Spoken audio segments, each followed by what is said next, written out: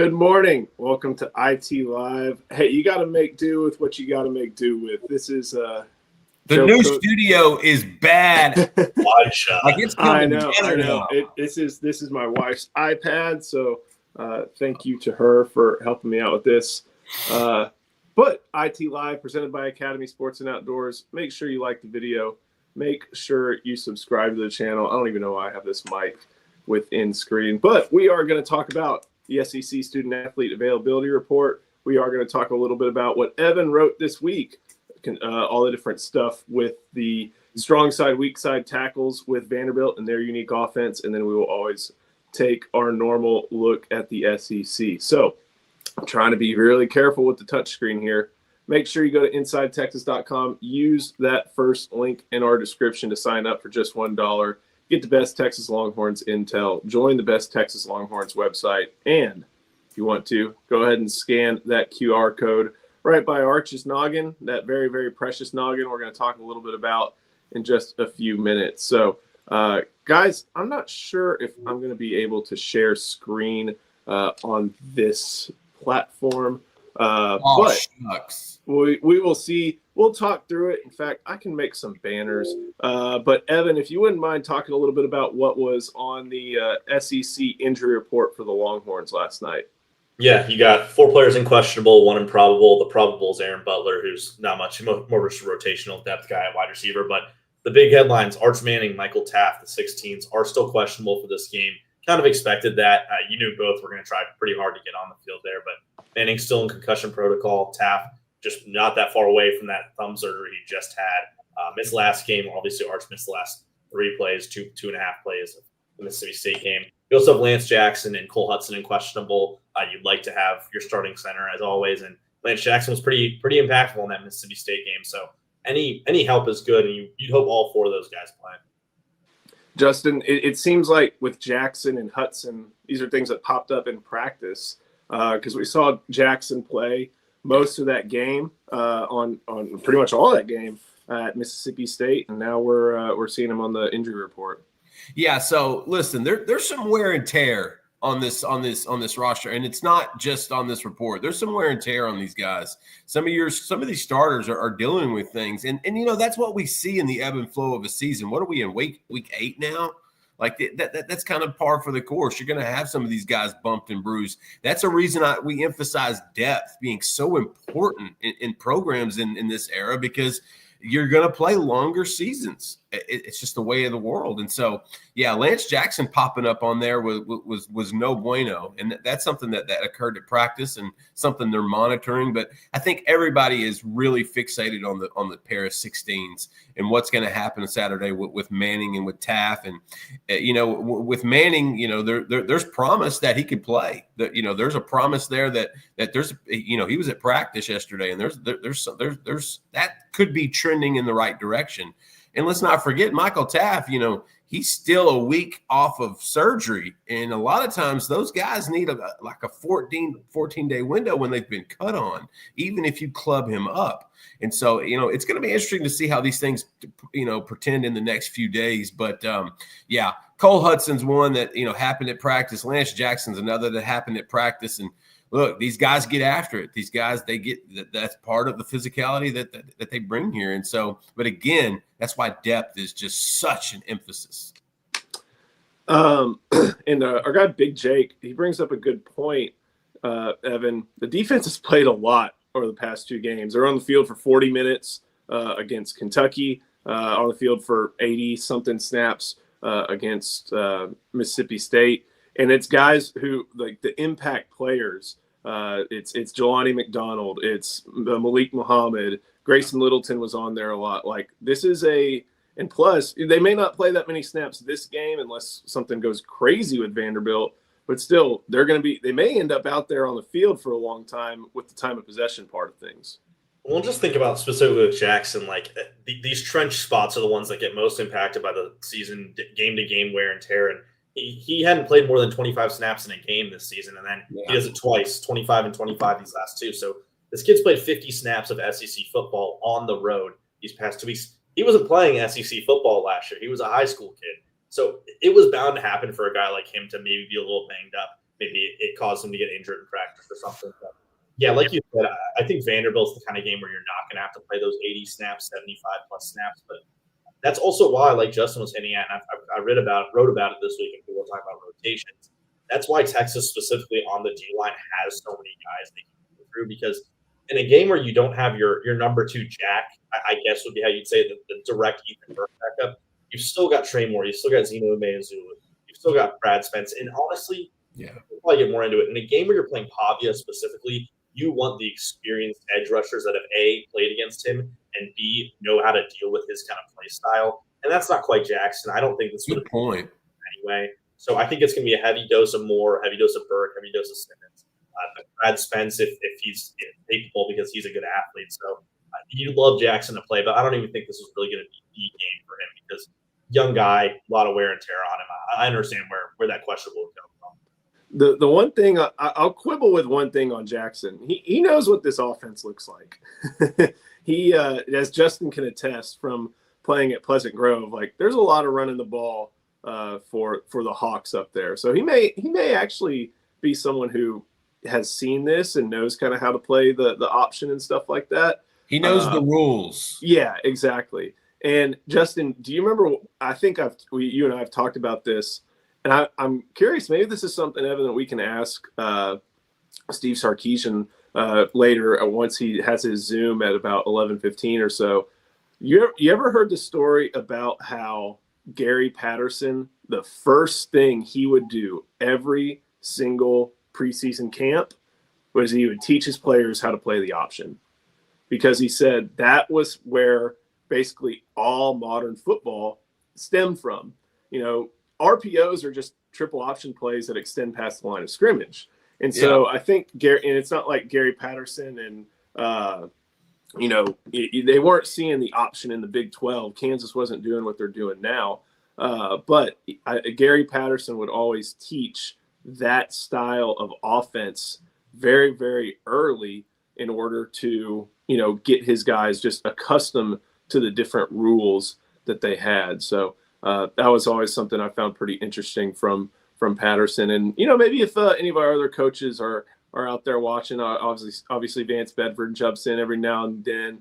I know Coach Dove's probably watching. Uncle Vance. Yeah. So I'm curious if that was something that kind of is not just a Gary Patterson thing, but is something that keeps on going. That sounds like a Gary Patterson thing, Joe. Yeah. Nothing really big on the Vanderbilt injury report. I'm looking here on my other screen. It seems like all those guys were just, backups. One thing I did notice is Blake Steen is not on there. And maybe he's on Mississippi State, and I'm just getting my weeks mixed up. Actually, I think that's the case. So, speaking of offensive line, Evan, Vanderbilt has all their offensive linemen, and they do something very unique compared to a lot of different schools, basically anybody who's not a service academy right now. Yeah, they did. They had it kind of go viral recently about 3 weeks ago when they showed a graphic on ESPN talking about this quick versus strong side of their line, where you don't have this traditional left tackle, right guard where you're stuck in your one spot. They basically flip their tackles and guards based on usually where the tight end is aligned. So you have a strong side guard who will line up where the tight end is, as well as the tackle, and then a quick side left tackle, left guard who would be on the other side. And I kind of got schooled a little bit in our thread. Listen, I'm a young man who didn't grow up in Texas high school football. I didn't know the full origin. I did my research, but this is something that spanned back years and years, and it's something that Darryl Royal was putting into his team. So it's kind of an older, or at least like lower leveled system, but their offensive line coach, whose name is escaping me right now, he was the guy that helped Lamar Jackson become a Heisman winner with that exact same philosophy. And it's worked really well with Vanderbilt, because this is a team that's really built upon, hey, we aren't going to be able to out-recruit all these other teams. We're not going to be able to out-athlete all these other teams. How can we find a way to be a top 10 football team, which they are right now, without having these high-level athletes and these elite recruits? And that comes from, someone like Eli Stowers, who's a quarterback turned tight end, ended up being an elite player. Diego Pavia, dude, you could get from JUCO, New Mexico State, and is a really great quarterback now. They don't have a ton of talent on the outside with your wide receivers, but at the O-line, you're getting a lot of really good production from maybe not these NFL guys, because they're scheming really well. And the point of this flipped O-line where you're not playing a side, you're playing an identity, is it makes it a little easier in the run game. You know exactly what you're doing in every run fit. You're not expected to do something different every time, which, hey, maybe the Texas offensive line can learn a few things about making it easier in the run game, but it's a unique idea, and you're gonna see it. Like, you'll go, hey, number 70 was just playing left tackle. Why is he at right tackle now? It's not left tackle, right tackle. It's just strong side, weak side, basically. And it's an interesting way to do it, and it's definitely different for these Texas players. I know Hiro Kanu said like he'd never seen anything like it when he saw the film. That's interesting, real quick, because when I posted yesterday the best and worst of the Vanderbilt Commodores PFF grades, two things stood out to me. One, the tackling grades are pretty low. Now, they've got across the board, Vanderbilt grades pretty high. Overall, offense, defense, special teams. Like, this is a good, real well-balanced team in the top 30 of a lot of these categories. But tackling was one of the worst. And offensive line grades were really low. And we understand PFF can, the way they can go. And I think a lot of what you're talking about with them moving around, I wonder if that has an impact on how they're getting graded and, how things kind of like turn out. But that was two things I found kind of interesting. The tackling was one of the worst in country, and the O-line grades outside of their center drop off of a cliff. And so I thought that was unique with what you were talking about. When you look, Justin, like you just go on PFF and look at their blocking tab. Their left guards, there's one that's played 226. There's one that's played 205. Like they're not sticking to these positions, and they have a combined 16 pressures in 8 games, which for a guard, 2 pressures a game is not exactly what you're looking for. So I do think it makes them a little susceptible to pass rushers because Texas can kind of pick and choose. I use Colin Simmons as an example where if you line him up on the strong side, then maybe a team will try to run right at you. But if he's got a nose like Brevard next to him and his improved run stuffing ability, it might not work. And then in a pass down, he's on this big clunky right tackle who frankly can't keep up with him. Or you line him up on the weak side, you try to run at him, but he's just a better player than their other guy. Yeah. And suddenly there's just kind of fits that it's making for this offensive line. And of course, stunting is going to be a big thing. PK is going to bring the pressure, but it's really odd. It's something that you just don't see very often, which I think makes it pretty fun to look at when you're reviewing the film and also leading up to this game. Absolutely. One thing I'm trying to look up, we usually have Ian on here, and he wrote this morning about how Texas can stop Diego Pavia. The thing is, it's the whole offense. When you look at tackles for loss allowed this season, number 1, tied at first, Ohio State and Navy, 19 total. Number 2, Texas A&M. Number 3, Miami Hurricanes, and then number 4, I guess, whatever, Cincinnati, Vanderbilt, Indiana, San Jose State. So this is a team that just does not take tackles for loss very often, even if they are giving up those pressures. And that also kind of speaks to why they do this style of offense too, because they know for the most part, all these guys are going to be at a little bit of a talent disadvantage compared to some of the players they see. I'm trying to read through what Evan has, what Ian has. And I'm very curious if Texas tries to plays a lot of plain old 3-4 defense in this game. And usually, Justin, as we've seen over the past 5 years, basically the whole Steve Sarkisian era, trying to get big against Texas usually doesn't work well. And part of that is, of course, because Texas had some better trench talent than some of its Big 12 counterparts. But even this season, like inviting a third Texas defensive tackle, whether that's, Murad Watson, whether that's Hiro Kanu, like if you have a defensive line that is, in a true good old fashioned 3-4, and you've got Kanu, Brevard, Watson, and flanking them, you have Simmons and Moore or Simmons and Burke or anything like that. That's not been a recipe for success for teams. It hasn't. And even go back to last year. If you take away the first drive and you take away the second to the last drive for Vanderbilt in that game, they didn't move the ball. And PK usually has a defense dialed up for these type of matchups. And I'm one of the biggest Diego Pavia fans in the world, but like that's tough to face if Texas comes in there with that traditional 3-4. And the key that we learned from last year, at least, set the edge. That was the reason they scored on the first drive was Jalen Gilbo's negligence not to set the edge. Once they made that adjustment, Vanderbilt didn't move the ball a whole lot most of that game. And you take away a Kobe Black interception, that was a double-digit win in Nashville last year. Now, I think this team's better. I think they're more experienced. They have a ton of Texas high school football talent going across the board. But going against Texas, number 5, number 6 in the country in defense? We know how strong they are. There is not a more depth-filled spot in Texas program than on the defensive line. So the fact that they can play that traditional 3-4 and rotate in guys every other series, that's why I think Texas is favored. That's why I think, yes, Vanderbilt's number 9. They're playing with a lot of momentum, a lot of confidence, with a Heisman contender quarterback who's going to be in New York City, at least getting him a chair at the touchdown club. I'm with you, Joe. I think Texas size on the trenches, that's how you're going to beat this team. And look, they are disciplined. Clark Lee has got a machine there. That guy is probably going to be at Florida or LSU or one of these other jobs potentially at the end of the season. Like, he has been tremendous. But, man, when you let Texas put 3 D linemen on the field and you can get away with it, buddy, that's a good thing. Yeah, I think we mentioned him a few times, but think about that, how you felt about Trey Moore and how the general fan base felt about Trey Moore last year. It was a little critical because he wasn't this elite pass rusher. It's because he wasn't stacking stats. Yeah, exactly. And it was, you'd get these pressures, but not the sacks. And then I really remember the Vanderbilt game being the one where we're like, man, this guy is talented. He just needed to kind of play the right game for him. And he did a really good job in that game of being popular. I know PFF grades again, but a bunch of 58s to 62s. And then the Vanderbilt game, he 72 grade, big jump. And then the rest of the year, he really took off. I think he's going to be one of those guys where, you guys are saying with that base 3-4, having that Sam linebacker and then having Simmons on the other side, and you can either go Burke down as a D end or even Canoe as a bigger D end there with 2 defensive tackles. That's going to be hard for. I don't care if you're on the strong side or the quick side for Vanderbilt. You're going to have problems on either side of those parts of the defensive line. I like this one from Jose Casilla. Do y'all think Texas is favored because Vegas thinks they turn a corner? It's 2.5 when I last checked. I think it was 1.5 yesterday, Joe, on BetGM.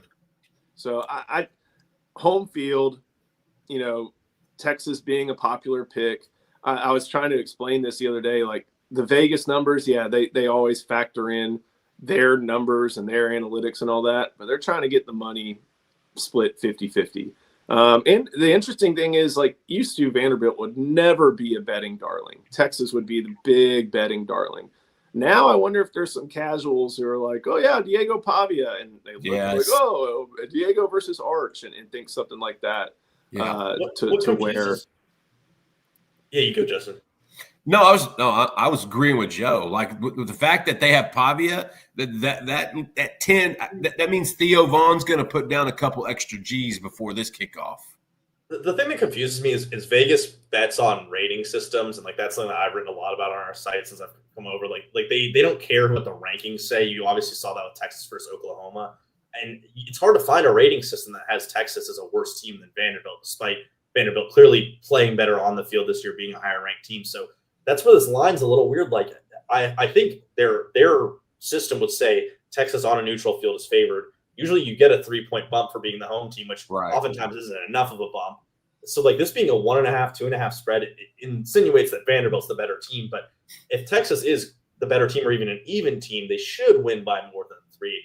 I'm surprised the line is this in favor of Vanderbilt. And like you said, Joe, they're usually not the betting darling. It's usually David versus Goliath in a kind of game like this. But apparently Vegas loves Vanderbilt in this game. And maybe that's a part of the thing with Arch maybe not playing. But it's surprising to me. Before we keep going, got to show some love to our sponsor. That is Academy Sports and Outdoors.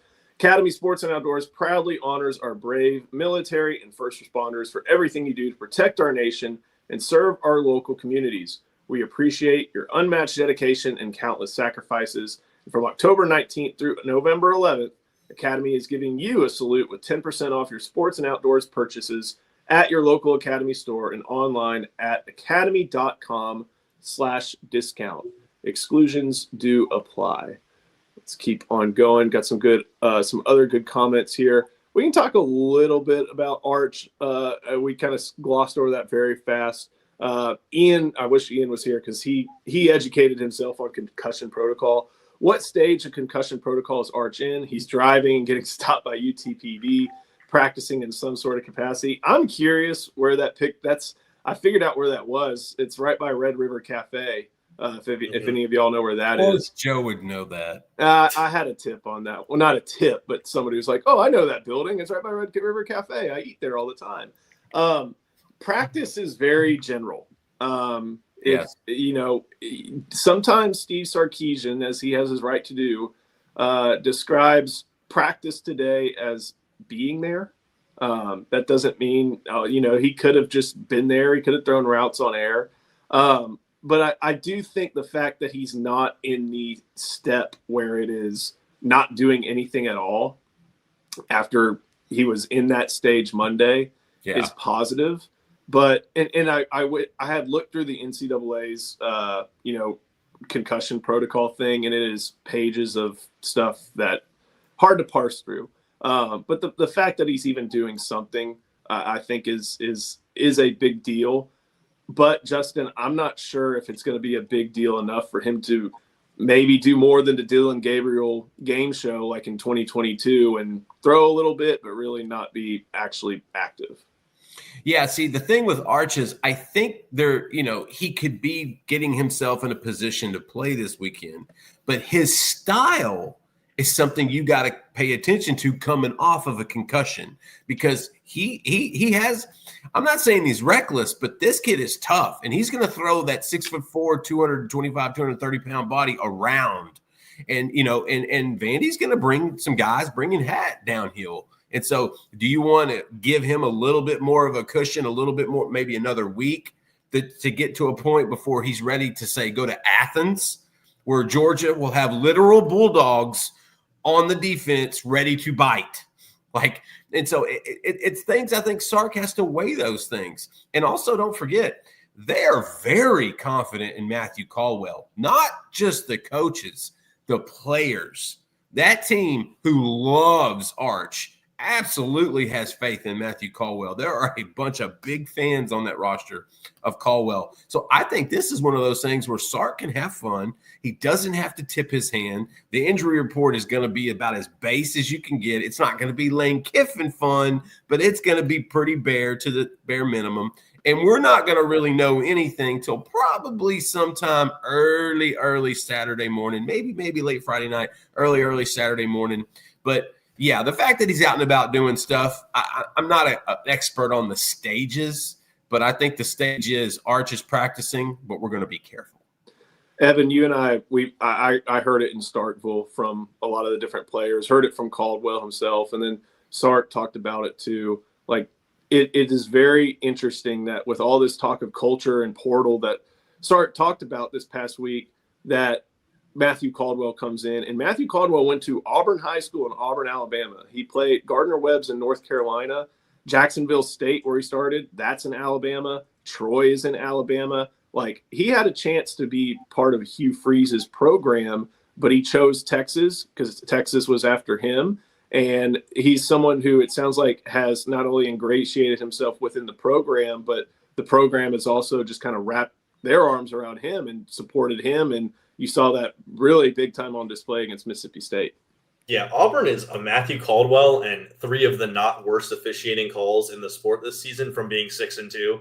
If they had gotten him, he would probably be now Jackson Arnold and been a better quarterback. But yeah, there is something to be said about this kind of rallying around your quarterbacks after something like this happened. Yes, Arch, man, slide on that play. Seriously, I know it probably got him the first down on the play that he got injured on, but he dove with his head with 2 defenders colliding into him. That's just a dangerous play. It's bound to have something happen if it's not a concussion. So I do think the players at least see what Arch has done since that Florida game and said, hey, either he's playing and we've got the toughest dude in the entire sport playing, or we've got a backup quarterback. Our quarterback needs us to step up after a game where we didn't step up defensively and some wide receivers had drops. We need to play better because Arch deserves better and Matthew Caldwell deserves better than that. And, that back against the wall, you're back in Austin, that does give me some kind of narrative confidence about this team and what they can do.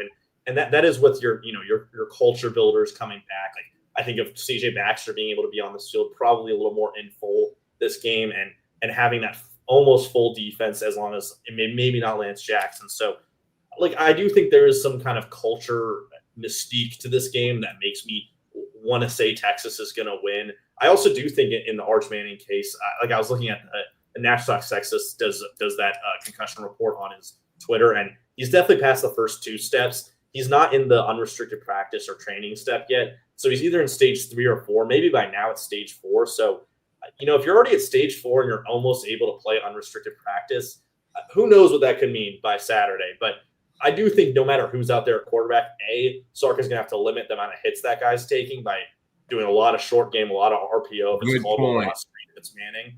And if that's how you're going to call, if you just are going to be a short passing, get the ball out quick, don't let your O-line play, and maybe Caldwell's better for that anyway. You don't risk it with Arch. And at some point, it's just, hey, Matthew, you can go out and win a 21-17 game that we are at home for and we have the better defense for. Arch, you wait. You're going to have a lot of headache when you hear the barking anyway. Wait until that Georgia game. You'll be full health there, and then we can go and try to make a push for the playoffs. Evan makes a great point. You can copy-paste that same statement with the other 16.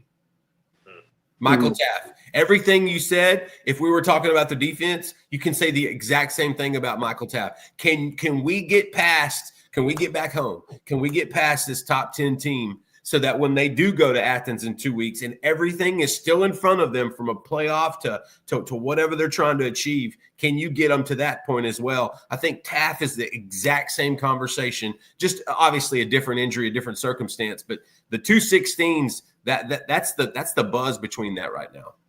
One of the things about Caldwell, and this is kind of just stuff we've picked up talking to people, all of us, not just within the Texas program, but even outside the Texas program, is they look at his Troy tape, and I know it's Troy tape, but they look at that. They look at some of the things he's, people who have observed practice, and they think there's an acumen in RPOs there.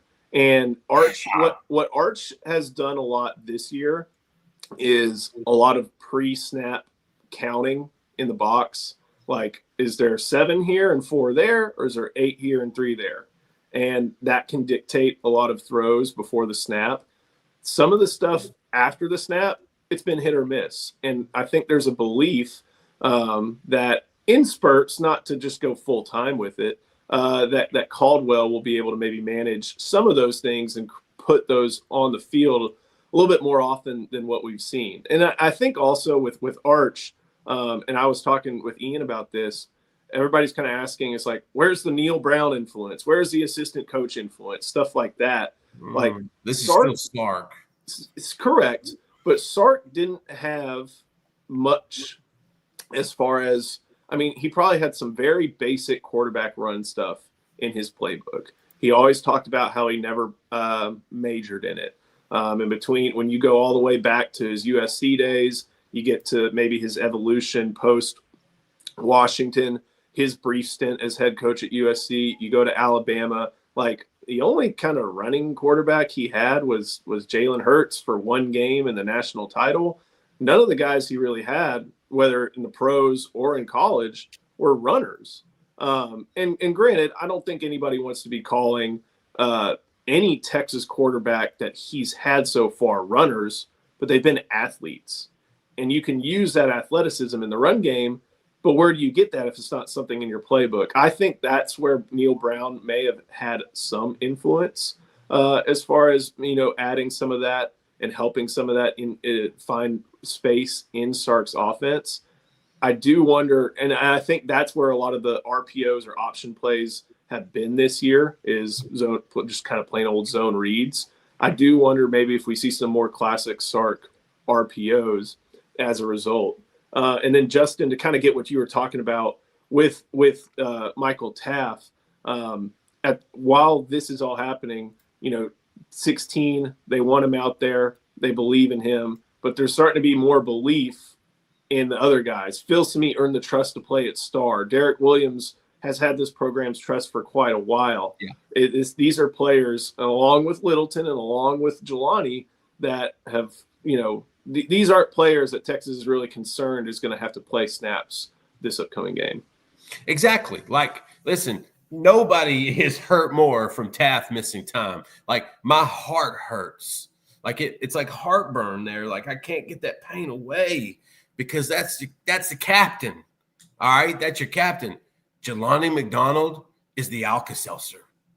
Okay, like Jelani McDonald's his rise has made this thing palatable. Okay, I can deal with this mentally because I know number 4's back there making NFL plays that he'll be doing next year on Sundays. Feels to me he gets picked on all first half. I mean, Blake Shapen was looking for him like it was like we were watching Little Giants. Like he was going straight for him. They got the kid with the bubble wrap. But let me tell you something. Feels to me was one of the highest graded defensive players for Texas, especially in the second half. And that to me is metal. That to me is getting confidence and experience. They've got, like we talked about, the depth along the defensive line being a strength. The safeties are a strength. You got a freshman back there that just in a pinch, if you want to throw Jonah Williams in there just for a package, just for a set of plays, a set of downs, that's another guy that you could sort of get into the mix. There's so many guys back there.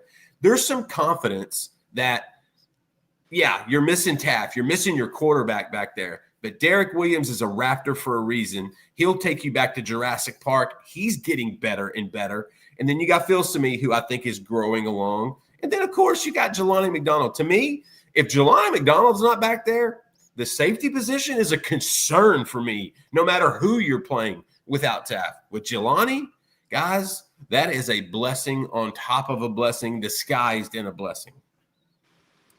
I'm really excited. Excuse me. I'm really excited to see that. And even if Jonah doesn't get much time in conventional defense, like you look at the special team snaps, they're using him out there. And that I think bodes well for a lot of concerns people have about like his health and his hamstring and stuff like that. Like they really do they like using him. They know he's an impact player out there. And if you watch any of the Texas social media stuff, he's one of like the big smiling faces they try to find pretty often, and with good reason, but he's one of those guys who you always see kind of juicing up the sideline. He was doing that in Starkville.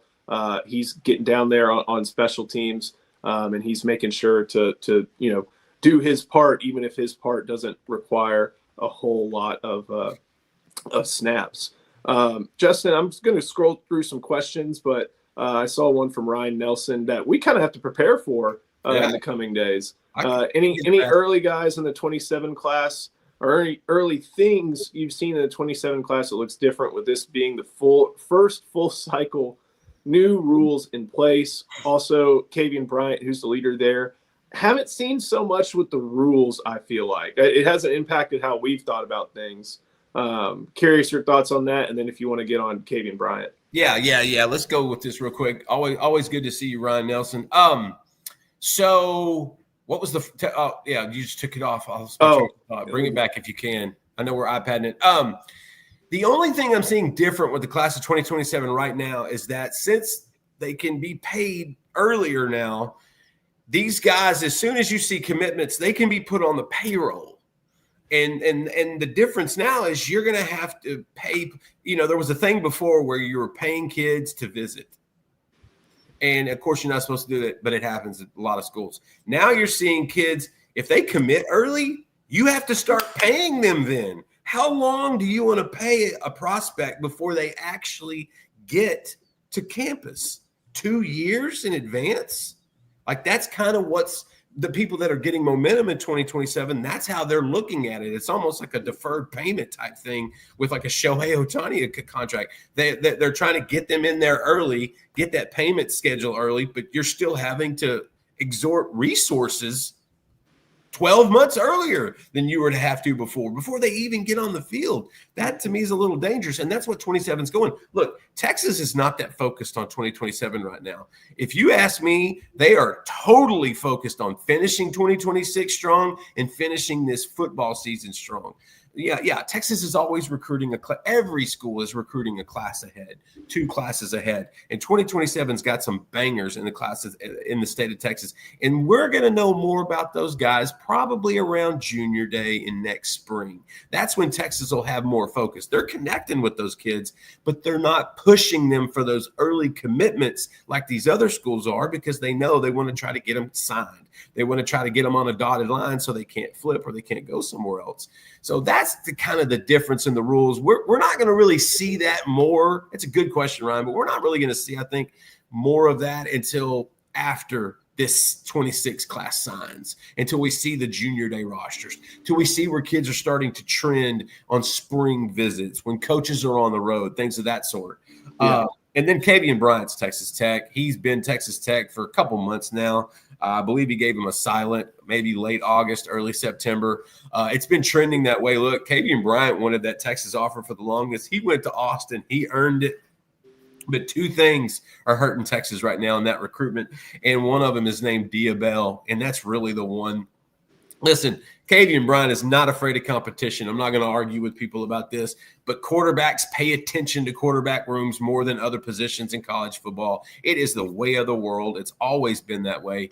And at this point, that's a factor. It just is. They want a straighter path to the field. They'll get that in Lubbock. You know, they've got that in Lubbock. He's still another year and a half before getting to Lubbock, and that'll be Will Hammond's probably, I think, redshirt junior year maybe when he comes in there. And so Bryant could potentially see the field as a redshirt freshman. That's a clearer path for him. And then on the other side, Texas has invested a lot of resources at the quarterback position in NIL. No one's going to do it bigger or better, and that's why Texas gets the best quarterbacks in the country year in and year out. Texas Tech is having to overspend in the market. They're going to always give you an offer that is over market value, because they have to do that. I mean, that's how you get people to Lubbock. But 2, that's how you get ahead of the market. If you want to take risks, sometimes you have to spend a little bit more if you think that long-term value is going to be worth more. And so give Texas Tech credit. They've been tremendous in this recruitment. Joey McGuire and those guys are doing a really good job at the system that we have in place right now. And if this has nothing to do against Texas, with Diabell there and with Texas Tech essentially throwing much more money than any other school is going to approach, it's going to be Tech. And I'm disappointed. I mean, I'm happy for the kid, but I like covering him. I like going and watching him. Joe was trying to get some Mexican food and go watch a game, next year. And Little Mexico, baby. Yeah, baby. But you know what? He's going to be going to Tech, and that's his future. And I wish him nothing but the best. And Texas will continue to recruit his little brother, 2029 athlete, wide receiver, safety, Caden Bryant, who's also a special athlete. And then you got Kobe Bryant, the baby, for the class of 31. But we'll get to that when we get to that. Yeah, I don't think it's a diss or anything to say that they have to pay over value, because Lubbock and moving it further east on I-20, it is what it is. It is what it is. Look, Lubbock's got some great people, but to get someone to actually move there, you're going to have to give them a lot more money than you would give others. And, again, not a diss, but think of it this way. Why do you think Indiana has to pay Curt Cignetti $11 million? Because he's good? Yeah. People want good. Indiana's not associated with that. So they're like, well, we got to probably reset the market a little bit to keep our guy here in Bloomington. So look what Miami had to do. Miami had to go over market to kind of reestablish where they were in the recruiting world. USC. People you think I'm picking on Tech. USC has overpaid as much as Tech has in this market. Why? To help them get back to relevancy. You see some of this in these programs. One more 27 recruiting question, and this is a good one. Invite y'all again to go to Inside Texas, because we've been talking about this guy a little bit. Where does Texas stand with John Meredith, elite corner out of, is he Euless Trinity? Euless Trinity. There we go. Trinity. Holy moly, this kid is good. This is one of those top kids that probably gets on campus and plays immediately as a true freshman in a rotational role. Got that mentality. This is a Texas A&M lean right now. I think this kid is destined for College Station right now. Texas is trying to get him in for a visit this weekend. Our Charlie Williams reported earlier this week that he's a maybe for Saturday's game against Vanderbilt. Look, Texas and Meredith have done this dance for about a year now. We've seen him a handful of times on campus. He was there for the April spring scrimmage stuff. He was there for the elite camp. He didn't even have to compete. He was just there to enjoy the scenery. Texas is going to continue to push for John Meredith, but right now he's trending Texas A&M. Don't be shocked if he's in Austin for sure on the 28th for when Texas and Texas A&M play. And what's going to be funny is I think the Horns are going to have actually a really nice visitor list, considering the holidays, considering Thanksgiving, considering, the circumstances of getting kids and parents into Austin at that particular time. I think it's going to wind up being pretty good. And if they can put a show on the Aggies like they did last year in Kyle Field, I think that can have a little twinge to some of this early momentum in 27 that A&M has gathered. Before we keep on going, got to show some love to our other sponsor. That is Andre the Lawyer. Texans know when you're injured, there's one name that gets results. Andre the Lawyer. Trust the team that has secured millions for their clients and helped thousands of Texans win their injury cases. Car wrecks, slip and falls, 18-wheeler accidents, on-the-job injuries, wrongful deaths. Don't let the insurance companies tell you what your claim is worth. Andre the Lawyer will fight for you. His principal office is in Dallas, but they serve Texans throughout the state. So don't wait. Call 214-444-8808. That's 214-444-8808. Contact info is in the description. Thank you to our guy, Andre. Let's start going through our good old weekly look through the SEC and talk a little bit about, some of the spreads, some of the other stuff going on. Vanderbilt at Texas. Texas is minus 2.5. One thing I was very interested in, and I asked Sark about earlier this week, was this is just an old team. And some of it's through the portal. Some of it is through, just not having NFL caliber players aside from a long snapper. It's the only draft pick of the Clark Lee era. Vanderbilt is really, really old. Like they have, and I kind of did some fuzzy math, but they have probably 60 players on scholarship who are juniors or older. And that is nuts. And in just total on the roster, I think they have 73 players. I don't know who of those are walk-ons. I didn't really want to parse through that much. But, Evan, this is a old team coming to Austin. And Texas, kind of like a lot of talented teams that see some guys go after 3 years or even go after their redshirt sophomore year, 3 years, like Texas skews a little bit younger, and that's going to be something we probably see on display this upcoming weekend. Yeah, Sark talked about it when you asked him. He was like, we're always going to skew a little younger because the philosophy is we want to bring in the most talented players to play at Texas. And if you're going to have the most talented players, it means they're going to be gone in 3 years. I think Anthony Hill and Colin Simmons, they're not going to be there for their senior season. So, in the case of Vanderbilt, and you're even seeing it a little bit with Ole Miss with Kiffin, which if he goes to a different school is going to change. Like, you want to win in the SEC these days, either recruit like one of the 8 best in the SEC, which is probably the 15 best in the nation, or portal like one of the 5 best teams in the nation. And that's why Ole Miss was so good last year and this year. That's why Vanderbilt's so good, because they're finding portal talent. But I do think, like you said, with it being on display this game, there's going to be a few infractions that are really going to make your head explode. Those I think about in Mississippi State, quite a few like skill player penalties pre-snap. Like I believe Washington or Townsend had one on the goal line. Wingo's had a few this season where he's like jumped before a play for no reason. DeAndre Moore had one too. Like that's been showing up with the skill positions on offense. And yeah, on defense, like not everyone's gonna be perfectly sound setting the edge. Like I'm a little fearful of how Littleton will do. I think he's just an immensely talented and smart player. So I'm not like fully scared of how he's gonna play out there. But yeah, like Pavia is gonna be running that way. And Eli Stavers plays such a modern tight end role where he's not really an inline, he's just a big slot. Like there's gonna be times where Littleton's hovered over Stowers, and Stowers is going to be tasked with blocking him, and Pavia is going to run that way. And that's where that experience and having a guy who's been there for a long time in the same system might outdo a really talented Texas player who's going to be in the NFL in 2 years.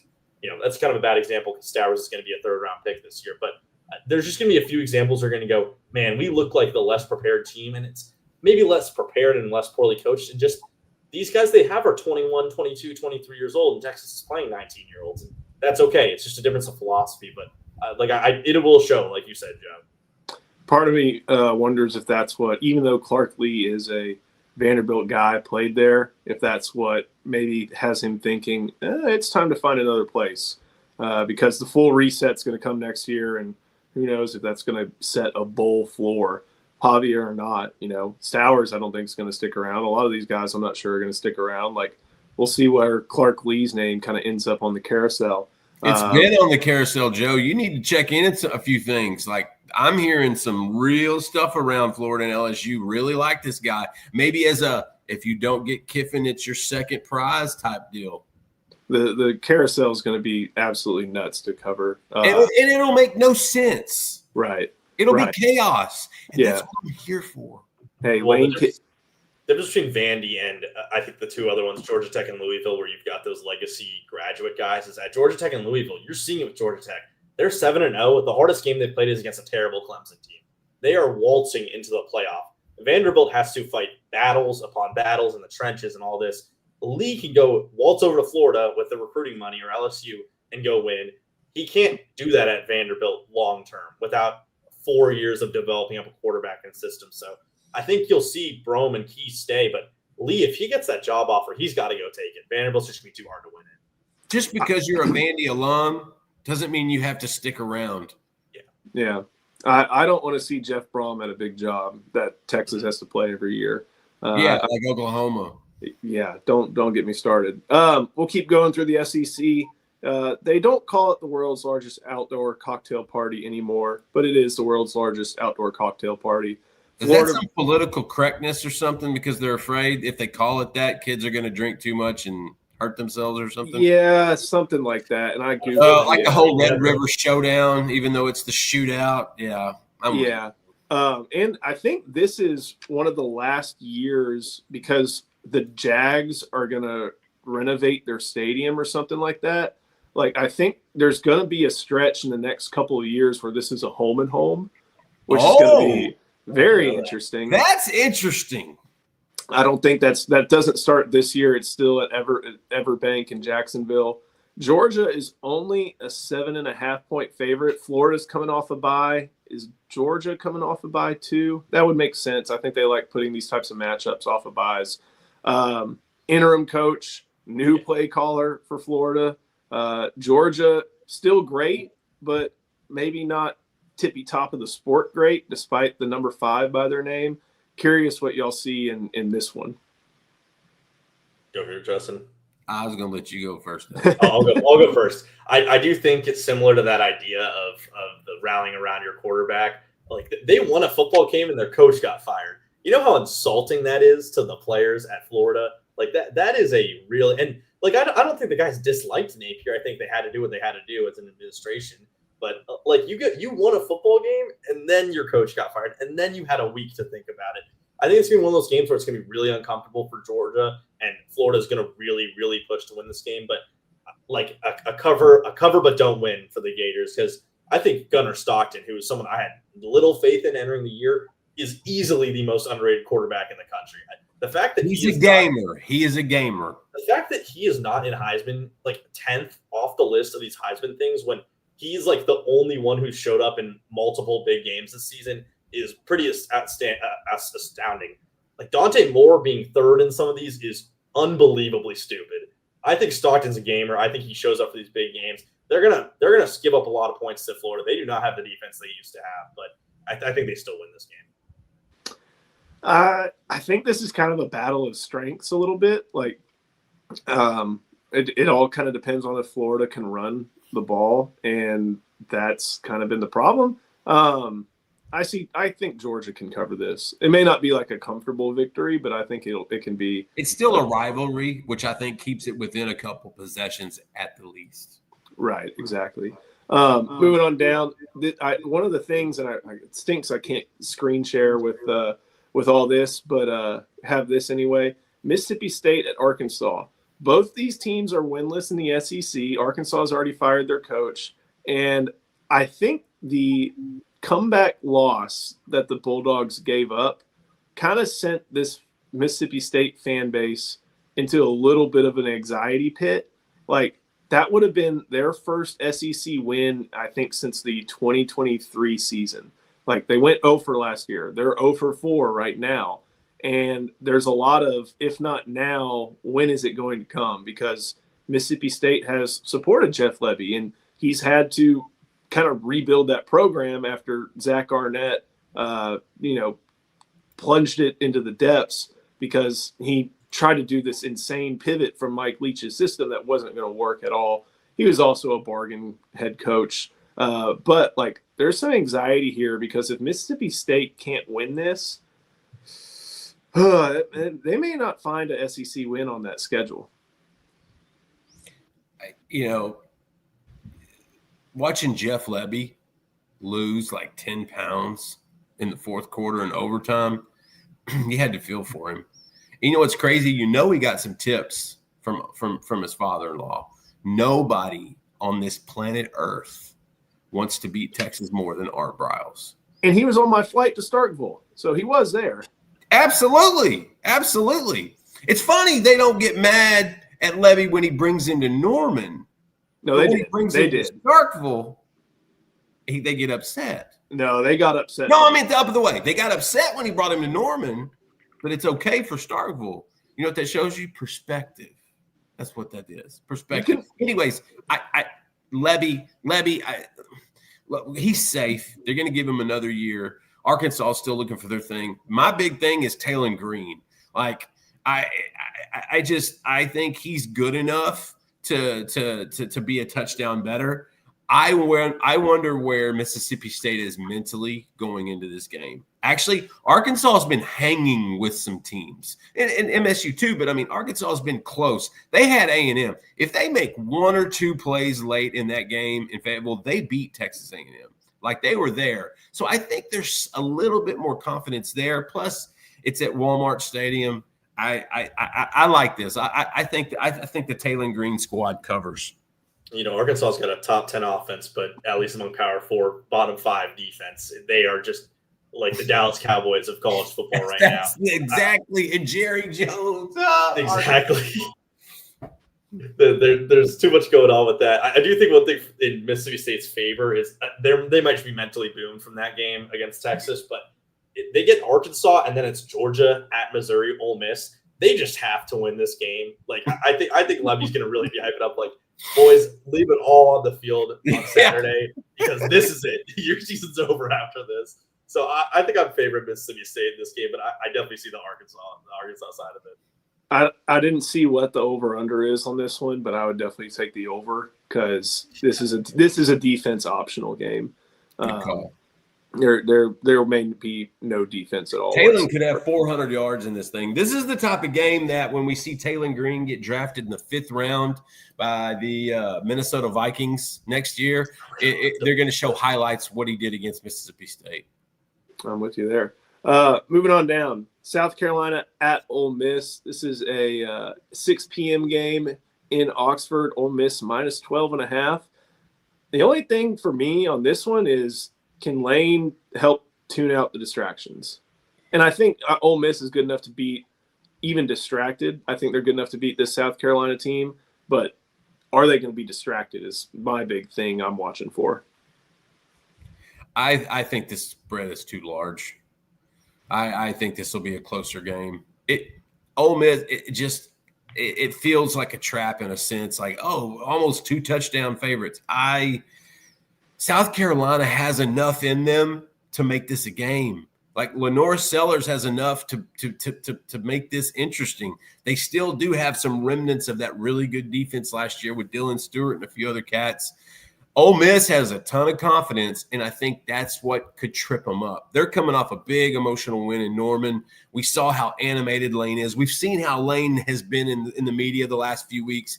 The whole he could potentially take 3 or 4 of the same jobs at the same time. I do think that kind of catches up a little bit. Plus, they were being cute with quarterback in Norman that I thought was going a little bit too far. I thought they were trying a little bit too much, which actually allowed Oklahoma to come back in the game in the 3rd quarter. And so as long as Ole Miss doesn't try to play with their food, I don't even know if they can cover this. I like Ole Miss. I like the Rebs to win. I think they're a playoff team. I don't like almost 2 touchdown deficit. I don't think they cover. Yeah, South Carolina was within 10 with Alabama, LSU, and Missouri, and those last two were away games. So, like, they're playing these games close outside of Oklahoma and then Vanderbilt, where Sellers wasn't playing. That O-line, you want to see an offensive line worse than Texas is in the SEC, go tune into the South Carolina team. They are terrible. I do think, like, the distraction thing, like, I think Kiffin's just built this culture around you guys are always going to be distracted if I'm the head coach. Have fun. Good luck. You'll get this every week, no matter what's going on, whether it's coaching carousel or I'm tweeting about my daughter or whatever. So I don't know how much that's going to play a factor, but I get what you're saying, Justin. I do think like 12.5 is pretty an egregious spread for a early November game in the SEC, no matter who's playing in it. Justin, one thing I'll disagree with you on is Lane being cute at quarterback. He's not anymore. It's the Trinidad Chambliss show. Mm-hmm. Like that, I don't.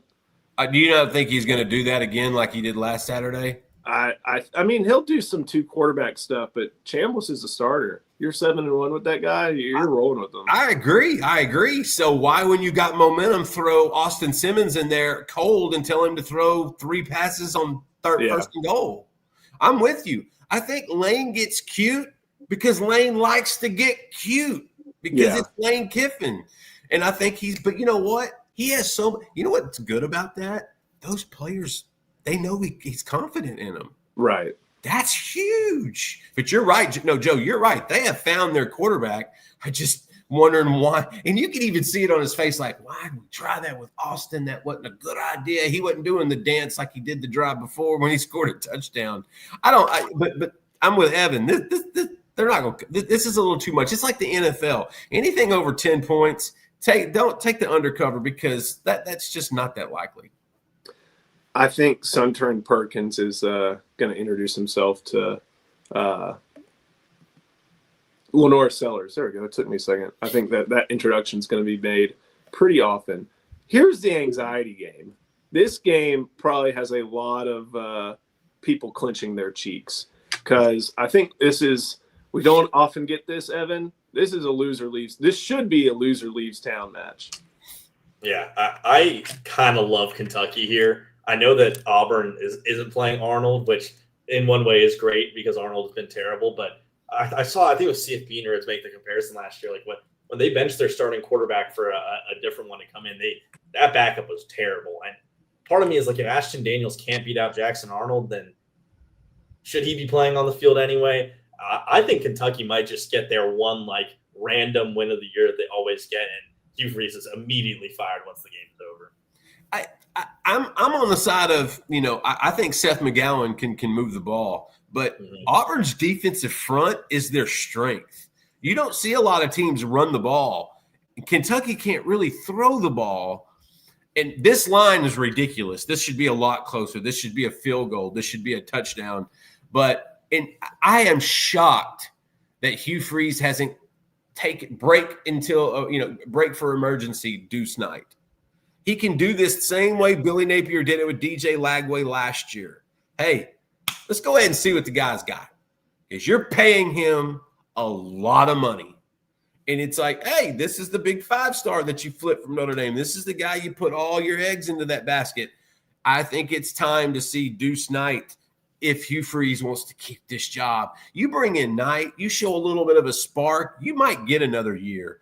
But for how he's handling quarterback, I think Joe's right. This could be you lose, you get on, you stay on the tarmac type game. Yeah, because even if you use that Deuce Knight card, like that's the card that you have not used yet. When everybody knows that your job is basically on the line these last few games, like that's the 5-star that you paid a lot of money to keep away from Texas A&M. So much in him, Joe. To keep away from Notre Dame, not A&M, and they haven't really seen much of them yet. So, I see this being a loser leaves town match. They got to find the money in Kentucky. Auburn's crazy enough to where they'll find the money somewhere. Last but certainly not least, we got to go over Oklahoma at Tennessee. Hypo Bowl again, and we'll see what the Vols are able to offer. Why is this a field goal? This should be a bigger spread. I would jump all over Tennessee in this, man. Yeah. Evan? Yeah, I just don't know. I don't know how good Oklahoma actually is. Like, thank you. I know they're ranked 18th, and I know they destroyed South Carolina, and like Michigan is a good win that's aged well, but like at Tennessee, Mateer's just not been playing that great in the second half.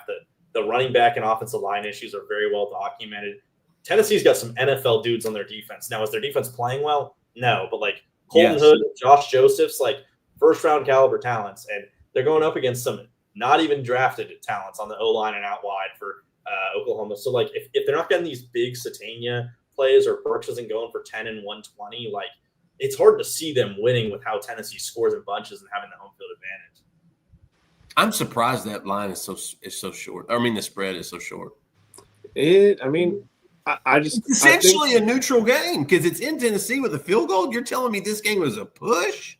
Hey, Texas is rooting for Oklahoma very hard in this. It is so good at Oklahoma. And Josh Heupel. You don't think Josh Heupel's not trying to put it on his former Sooners?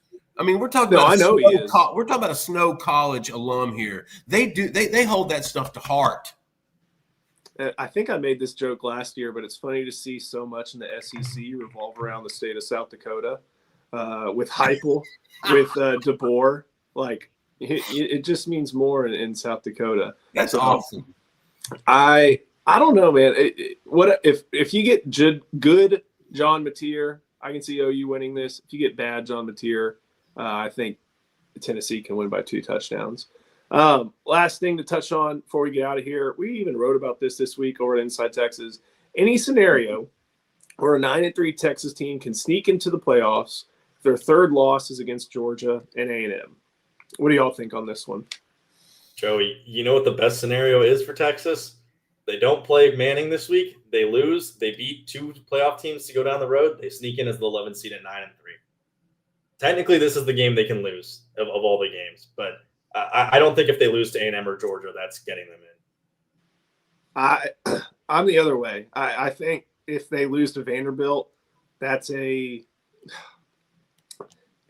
answer the question, yes, I think there is a scenario where this happens because what they'll need, though, is the SEC to start eating itself a little bit more. A Texas win against one of Georgia or A&M would be that. And then, that could be a scenario where Texas still somehow makes it to Atlanta.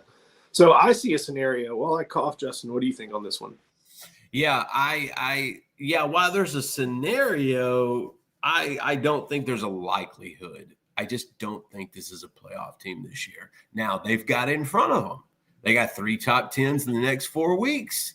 You run through that murderer's row, you will have a playoff spot. If they go through their 3-1, I think they can have that argument because that means they've had to beat a Georgia and or a Texas A&M. And I think that would be another big win on the schedule. But, man, there's a scenario there. I just don't like the likelihood.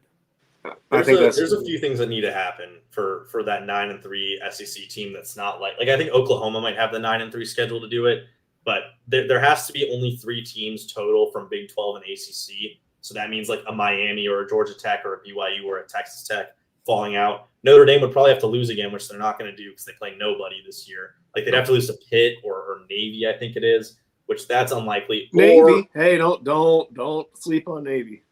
Or I think they're playing too well to beat. I think they're a good team. They just, CJ Carr got the hardest games in his first 3 career games, and then Georgia would have to lose their games to Georgia Tech and lose another one so that they're 9-3.